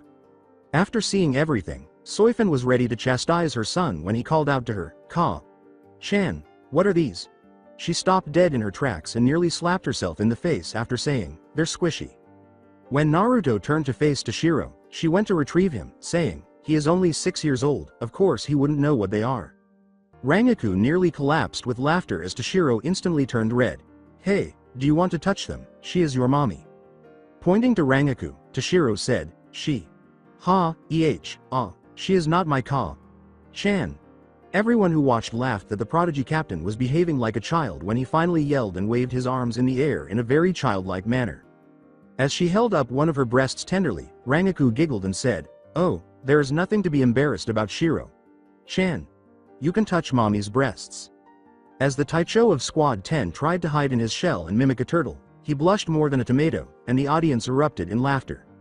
The woman cheerfully checked out a private bath for mother and child while Soifun pinched Naruto's whiskered face, causing the blonde to blush in embarrassment. Soifun laughed as she took Naruto's hand and said, come on sweetie, let's go. Once inside, they picked up a bucket to hold the water, a set of soaps, towels, and a bathrobe for each of them, then proceeded to the designated bath, which was a straightforward affair, resembling traditional oriental baths with a flat tile floor, a small tub off to the side, and a drain in the floor to empty the water. After turning on the bath and starting to undress Naruto, Soifun climbed in and started to scrub him down, using a bath brush to remove all the dirt from his skin, giving him a perfectly tanned appearance. His hair was washed, and now that the blood and dirt were gone, it was a much brighter blonde than before. After cleaning Naruto's body, she carefully removed him from the tub and sat on a stool, while Naruto started washing her back. Naruto had to learn a few things so that he could wash people in the future. After finishing, they made their way to one of the hot springs. While humming a song, Naruto's ear began to twitch, He looked up to see dust falling from the ceiling, narrowed his eyes, and continued to walk as if nothing had happened. When the doors opened, they turned to see Soifun enter the onsen with Naruto clinging to her leg, and they discovered a number of other young women, some of whom were Soifun's friends, taking advantage of the hot springs. Kawaii. As they started pinching his whiskered cheeks, they all screamed and some of them started to leave the hot springs. "Oh Soifun, is he yours, or are you just babysitting?" one of the women asked, glancing up at him. "I am not a baby," Naruto whimpered and pouted. "Stop them, Ka-chan." Naruto turned as he gave his mother the puppy dog pout, but this only made the women laugh harder as they continued to pinch his cheeks. "No, he is mine." Soifun laughed as she picked up Naruto and gave his hair a gentle pat. Then her friend Midori turned to Soifun and squealed, saying, "Oh Soifun, I never knew you had such a cute kid, so who's the father?" Soifun winced and turned away at once. The words, "My husband is dead," made her friends cringe, but her longtime friend Mizor spoke first. "Hey, shouldn't he have visited the Soul Society if he is dead?" After placing Naruto in the hot springs, Soifun sighed and turned to Mizor before stepping in herself. She stroked Naruto's hair and sighed, "Yes, that's usually the case, but something happened. He must have been eaten by a hollow or something." Sigh. "Well," she said, "at least I have my baby." With a smile and a flush, Naruto said, "Hi, Ka-chan." After a little more time in the hot springs, Soifun decided it was time to head home, but before they could leave, Naruto narrowed his eyes at a particular area of the ceiling and approached a nearby pole to wait for his mother and her friends. Naruto kicked the pole with a smile on his face, causing something to fall into a nearby spring. Youch. Naruto saw a man in the spring when he dashed into the room where the object had fallen. "My Ka-chan was the target of your eavesdropping. Agha." He jumped into the pool, landed on the man's shoulders, and started punching him in the face. He then landed on the man's back and on the pool's edge. Gripping the man by the hair, he repeatedly dipped his head into the water while spluttering and screaming. A female figure entered as the spring's door opened. He was so focused on drowning the man in front of him that he failed to notice the woman until he heard the words, "Naruto-san," and stopped in the middle of his dunk to look for the person who had called him. Nanao Eyes was there. "Why are you trying to drown my Taicho?" After noticing that it was Shunsui Kiraku, Naruto turned to face Nanao and gestured at him, saying, "He was spying on my Ka-chan. Isn't it wrong to spy on women?" He thought it was normal because he had witnessed someone repeatedly beat up a man who was spying on women. Nanao arched an eyebrow, then grinned and said, "Yes, spying on women is bad." She turned away and said, "You can go ahead." Shunsui's eyes widened as Nanao left. "Nana Argur Argalar really?" Naruto persisted in submerging Shunsui's head in water. Shunsui was gurgling as his head remained submerged, and Naruto continued to submerge his head until he passed out. Naruto exited the hot spring humming a tune. When Naruto pulled on Soifun's leg while she was checking out, she gave him a cheek kiss and smiled, which made the blonde smile. They left the onsen spotless. Turning to face her son, Soifun said, "Come on, Naruto, let's go sightseeing." They looked around and found themselves on the borders of Rukongai, in the forested area of the Soul Society, and Naruto nodded his head as Soifun picked him up. She then swiftly used Shunpo to get past the Rukon district and into the more wild places of the Soul Society. Naruto was wide-eyed as he looked around him. Having spent the majority of his life running and hiding, he had never seen such a lush environment, so he ran up to the trees and giggled as he took in the view. Soifun followed Naruto into the bushes and laughed as they started playing tag. She had missed her son's first 6 years of life and was glad that he could still be so happy in spite of the suffering he had endured. Naruto continued to run away from his mother, laughing as he went through the forest, but he abruptly stopped upon coming across a narrow path. "Ka-chan, hurry up! Let's take this route." With his mother right behind him, Naruto dashed up the path. Naruto kept going up the hill until they reached an open clearing that overlooked the entire Soul Society, but what was odd was that Sajin Komamura was standing in front of a grave site at the edge of the cliff. "What would you have said to make him stay, nameless friend of Konami?" Sajin sighed as he gazed at the grave of his friend. He reached up to his helmet, unlocked the latch that held it on his head, and took it off, setting it aside. "It's been a while since I took it off," Sajin said, taking a deep breath while gazing up at the sky. His face turned out to be that of a fox or some other dog. Crack! Sajin turned around, his eyes widening as he saw Naruto and Soifun standing behind him, staring at them with wide eyes. He took a step back and turned away, thinking, "Great, now they know my secret."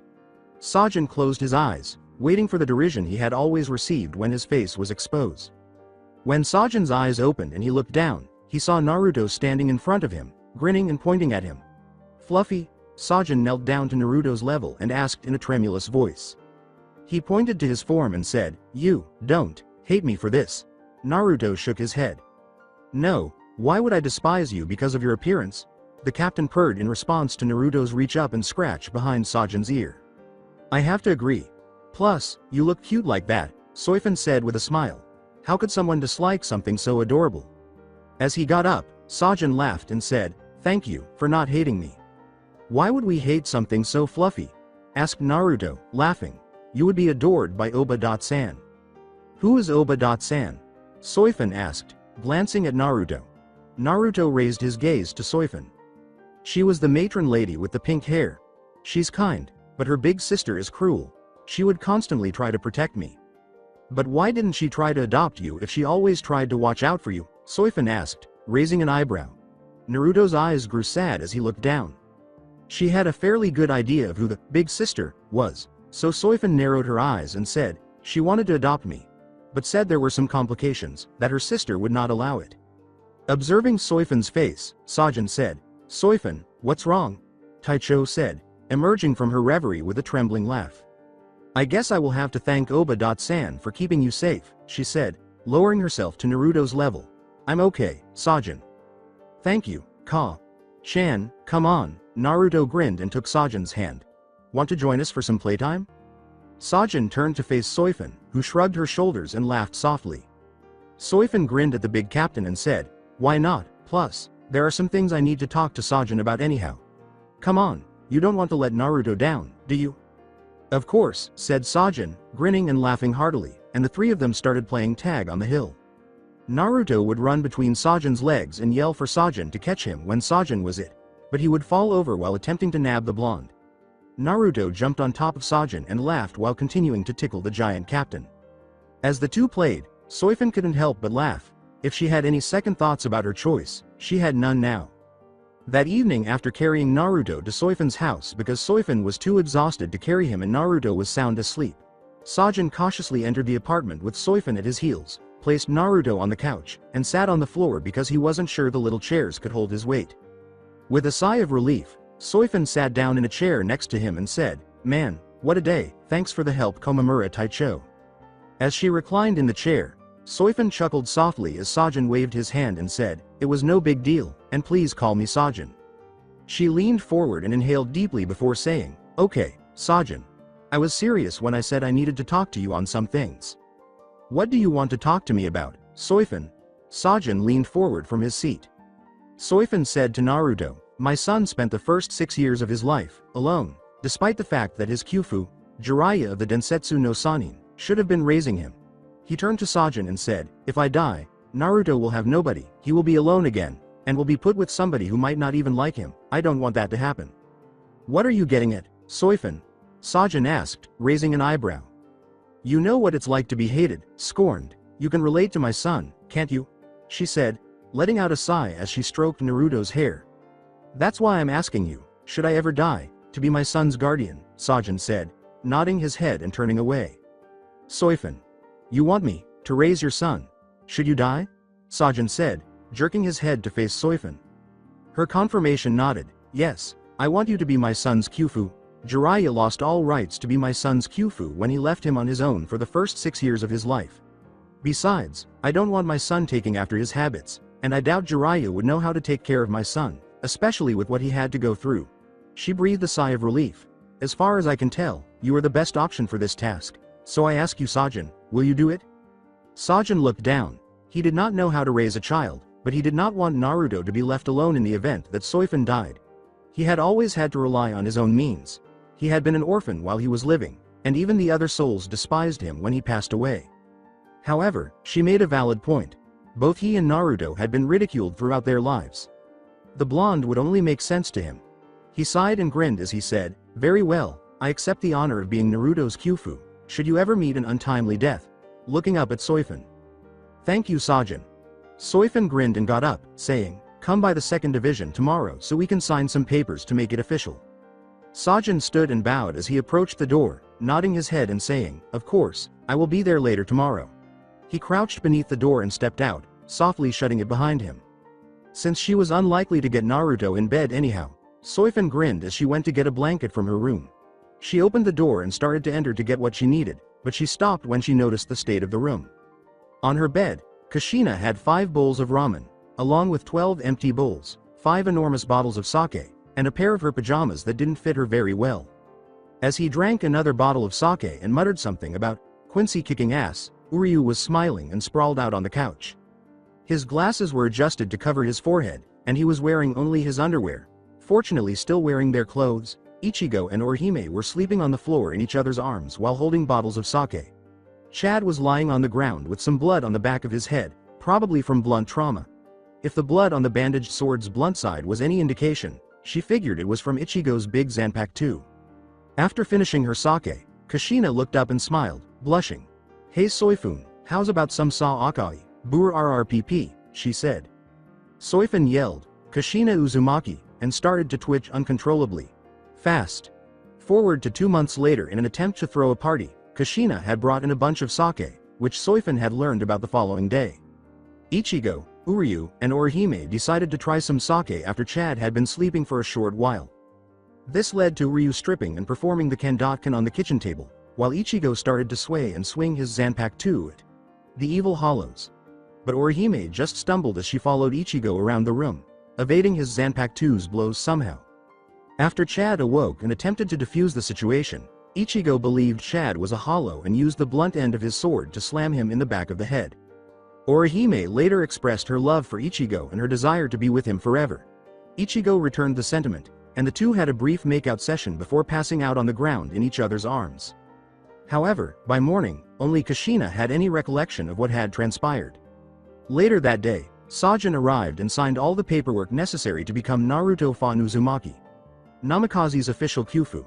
She had ensured that Naruto would inherit his father's name and had permitted him to retain Kushina's last name since he had grown up with it. She would need to question Hiruzen about the origin of the name. The Fawn family was one of the numerous problems they had to deal with during their 2 months in the Soul Society. Rewind Naruto accompanied Soifun as she approached the front of the Fawn family compound. They had adopted the Fawn family tradition of dressing in their most formal attire. The interior of the Fawn compound became visible as the gates opened for them. When Naruto noticed the sizable group of individuals training in Black Ops gear, his eyes widened. They were practicing different Kido, sparring, and throwing different kinds of weapons, so Naruto looked everywhere. As she watched them train, Soifun sighed, recalling her early years. She grabbed Naruto's hand and said, "Come on Naruto, the council is waiting." Naruto nodded and followed Soifun as they made their way to the main building, where 2 members of the Fawn family were dressed in slightly different suits. In addition to shoulder pads, their mask was adorned with a 3-point crown of sorts. "We are here to see the council," Soifun said with a bow. The guards let them pass after nodding their heads. As they made their way to the council chambers, they kept up with Soifun and Naruto. The guards manning the doorway opened it and let them in when they arrived at the doors. After entering, they discovered that they were in a half-circle room with 2 mats spread out in the middle and 7 elders seated in lotus positions. "Please, have a seat Soifun," said one of the elders, a man with a long beard that reached the floor and a wise figure. Naruto and Soifun sat down on the mats and turned to face the elders after Soifun nodded and said, "Thank you, Elder Sama." "Soifun, I am sure you are curious as to why we have called you here," said another elder with a long beard and mustache. So sighed, "I am curious, but I have an idea. It's in regards to the Fawn family tradition to have all members of the Fawn family join the Onmitsukido upon reaching of age, am I correct?" One of the elderly, a woman with a topknot in her hair, nodded and said, "Yes, that is the case." So sighed, "I am sorry to say that due to circumstances, my son will not be joining the Onmitsukido. But I refuse to disown him." A different elder said, "We are well aware of these circumstances, and we have deliberated over this matter with great care. We have decided that young Naruto will not be disowned. It would be wholly unfair to deny a child his mother when he has just received her. However, we do have some conditions." Soifun asked, "What kinds of conditions?" with narrowed eyes. A different elder said, "Calm down Soifun, we have also deliberated over these conditions, and we are certain that your son will be able to accomplish these tasks quite easily." After calming down a little, Soifun paid attention to the elder's condition. Final flashback: as long as she was present, Soifun had to concur that the circumstances were good. Naruto needed to be knowledgeable about Kido, Hoho, and Hakuda. As was customary in the clan, Naruto had to defeat a certain number of the Onmitsukido force of the Fawn clan after he turned 16 in order to become a full member. Soifun would ensure that Naruto protected Yoruichi Shiwan and any future Shiwan family members, and she hoped to speak with Yoruichi about Naruto at some point. The last requirement for approval was that he receive approval from both the Fawn Honor Guard and the top members of the Punishment Corps. The Honor Guard was very difficult to please, and just because Naruto was the son of the future clan head did not mean that they would instantly approve, so it was the last one that Soifun was concerned about. Fortunately, he was exempt from these duties until he was 16, giving them 10 years to complete the task. If Naruto were even remotely like his father, he would complete these tasks and more. Over the course of the 2 months, Naruto received training in a variety of techniques, as well as specific arts and honor codes, from a number of members of the various squads. It was finally the day that everyone was supposed to return home. While Ichigo, Orihime, Uryu, Shad, and Yoruichi were preparing to depart, Kushina had already returned to Konoha. The other captains, lieutenants, along with myself have been talking. Soifun sighed as she prepared to open the Senkaimon. She paused and looked up to see Unohana standing in front of her. Yes, and? Soifun nodded her head. Unohana nodded. We all agree that it would be a good idea for you and Naruto to make use of the years you have lost and try to enjoy a normal life. What? But, what about my squad? Who will take care of the squad? Soifun's eyes widened. With a thumbs up, Omeda said, Don't worry Taicho, I will keep the squad in shape. You need to be with your son more than the squad. Go on, Taicho. Thanks guys. I owe you all one, Soifun said with a smile before laughing. Akaku took the lead. Nah, just make sure that your kid is tough. I would love to have him as a sparring partner. Really, Akaku, get a grip, he's only 6, sighed Yumachika. Oh don't worry Yumachika, I am sure Naruto would love to fight Akaku when he is old enough, Soifun said with a smile and a laugh. Naruto, Soifun, Ichigo, Orihime, Shad, Uryu, and Yoruichi were waiting for the Senkaimon to take them home after saying their goodbyes for a few minutes. As they passed through the Senkaimon and headed into the human world, they turned and bid farewell for the last time. Ichigo screamed at Yoruichi, who was running next to them in her human form. Og hhh, Yoruichi, why the hell is that thing still chasing us? Sorry, Yoruichi growled, I guess I forgot to tell them to turn off the cleaners. How could you possibly forget something so important? Yelled Uryu in an unusual manner. Yay, faster Ka. Chan faster. Soifun sprinted past them while Naruto was on her back, laughing uncontrollably at how quickly she was moving. When they saw a light at the end of the tunnel, they accelerated. They thought they would land on the ground, but instead they found themselves floating 200 feet above Karakura town. Ah! They all fell, with Ichigo, Shad, Uryu, and Orihime yelling in fear. A red-haired boy yelled, fire, to a young, dark-haired girl brandishing a rocket launcher. A huge white sheet transformed into a flying cloth and flew out, encircling the group that was falling. Everyone turned to see Kazuki Urahara sitting on the front of the sheet, holding a fan, and said, well, I see you are all doing fine. How was your stay in the Soul Society? It was okay, but I woke up with a really bad hangover, Ichigo grunted. Same here, Uryu nodded. Sighing, Orihime said, me too. Orihime turned bright red, with Uryu and Ichigo right behind him. Kazuki laughed and turned around, saying, well, I hope that we won't be seeing Orihime popping out mini Uryus or Ichigos. Watch it Kazuki, I can still kick your ass, Yoruichi growled at Kazuki. With a hand raised in submission, Kazuki said, alright, before turning to face Soifun and grinning. Well, Soifun, I can honestly say I am surprised that you of all people would come here. Kazuki grinned, thinking of making Naruto some baby brothers and sisters, ha ha ha. Kazuki laughed as he fanned himself, and Soifun flushed red with shame and rage. Kazuki, you damn, back off my Ka. Chan, suddenly, Naruto appeared to draw a stick and slam it over Kazuki's head, causing him to collapse unconscious and bleed profusely. Naruto, where did you get that stick? Soifun said as everyone turned to look at Naruto. Nanao. Nisan gave it to me, see, it's even signed. Naruto held the stick up to Soifun, who removed it from his grasp, and said, she said to use it on people who made you blush. Naruto flicked a point on the stick, causing it to retract to just a few inches. As she handed it back to Naruto, Soifun chuckled and read the label. Anti-pervert stick. Invention of Nanao as of the Shinigami's Women Association. Here you go, Naruto. Naruto smiled and reclaimed the stick. Since Mr. Hat and Clogs is unconscious, how do we get down? Ichigo then said. Yoruichi, who complained about having to fly Kazuki's dumb invention, was the center of attention. Naruto dozed off in Soifan's lap as they sailed to the ground, snoring the night away. Kazuki flipped out his fan and smiled as Soifan bowed and said, "Thank you for allowing us to stay here, at least until we find an apartment or some other place where we can rest." He turned to face Naruto, who was writhing uneasily on his knees, and said, "It is no problem, Soifan. You are welcome here whenever you like." "Ha ha ha, don't worry, Naruto, nobody is going to hurt you here. Tessai absolutely loves kids, and Ururu and Jinta would like the company." "You mean, you're not mad about me hitting you?" Naruto said timidly. "Oh, it is no problem, Naruto-kun. I have had worse. Now, why don't you go play with Ururu and Jinta while I talk with your Ka-chan?"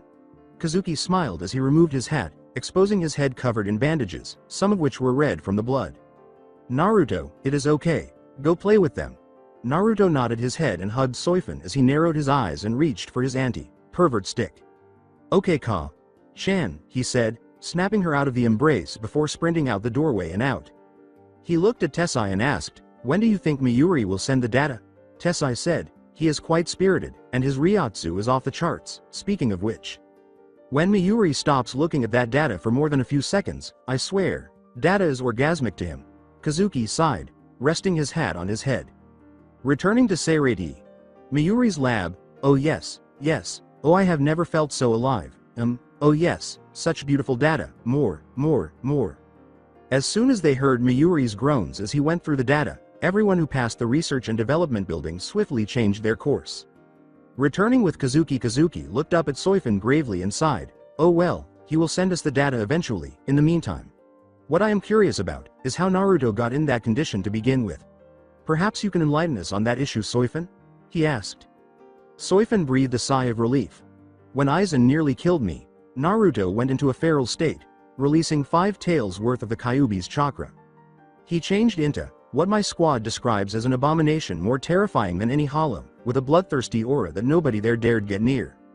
I was told that he attacked Aizen, but was blocked by Konami and Jin, who he quickly took down before he went to finish off Aizen. He had charged up something akin to a Sero, but just as he was about to fire the ball of energy, a massive Garganta opened up behind him, and 5 hollows walked through. Naruto turned his energy blast on them, but one of them blocked the attack as if it were nothing." Scratching his chin, Kazuki said, "Is that so? Please continue." Soifan replied, "Of course, after that, the hollow who blocked the attack impaled Naruto through the chest and threw him aside, before he took down several Fukutaicho and Taicho level opponents, even the Quincy, who fired off a blast of Ryotsu strong enough to tear a hole straight through the Sokyoku hill. We didn't even scratch him." "Wait a minute, you mean to tell me that a hollow took on all of the Godei 13, and nobody managed to lay a scratch on him?" Kazuki's and Tessai's eyes widened. Soifan exhaled. "No, some of the captains didn't even get a chance to strike, and the Soteicho wasn't even able to move, being paralyzed with fear." "Are you certain?" Kazuki asked, turning to face Soifan. "I am not sure," Soifan said with a shrug. "I got all this information from Unohana after the fight. Retsu was always honest, and she never bent the truth in any way, so we can trust her word," Tessai said, stroking his chin. "I have to agree. What happened after that?" Kazuki said, nodding his head and flinging out his fan. Soifan took a breath. "Well, according to what I was told, Naruto had pushed himself up, and fired off what looked to be a cross between a Sero and the demonic blast from before at the hollow that impaled him, grazing his arm. Her kid managed to do what all the captains couldn't?" Kazuki asked, raising an eyebrow. Soifan went on, "After that, the hollow, with a single Sero blast, destroyed the Repentance Tower before he left, and said that the next time, he would burn the Seirei to the ground. This hollow," Kazuki said thoughtfully. "Even Vasto Lords aren't supposed to be this strong. A direct hit from a superpowered Quincy arrow would have at least wounded a normal Vasto Lord, but this is something I've never heard of before. He is far more powerful than any hollow any of us have ever encountered." "Soifan, were there any unique characteristics about this hollow? Was there anything that occurred that was unusual?" Tessai decided to speak at that precise moment. Soifan paused for a moment.